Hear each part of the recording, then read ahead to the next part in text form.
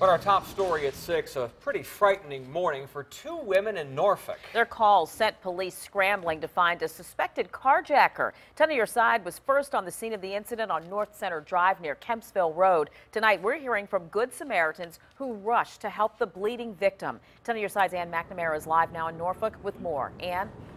Guys, a lot of women in this area are a little bit afraid now. You know, you think you walk to and from your car without any trouble, but today a couple women went through a lot, and police say they've arrested that suspect, so there's some relief. They have not released his name, but they say a long list of charges are pending.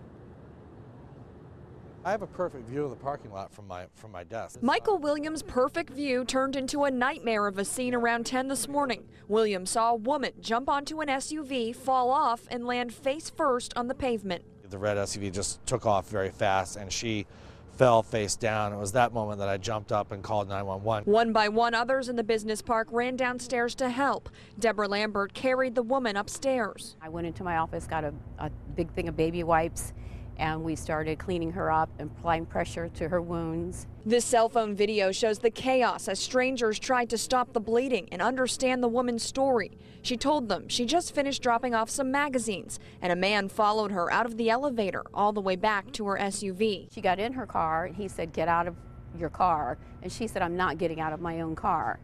And so he got violent with her. She gave a very clear description of a white male that with brown beard that looked like a almost like a Charles Manson is what her exact words were. Police got the same description from a carjacking victim in this neighborhood. This woman, who didn't want her face on camera, says the victim spoke to one of her friends. She told him that she had just been carjacked. I didn't really get a good look at her, but she was obviously upset. The two calls came just 15 minutes apart, but the second time the man was driving a red SUV, the same one that was parked in this spot. We feel like this is a pretty safe office space to work in, so for us it's kind of a shock.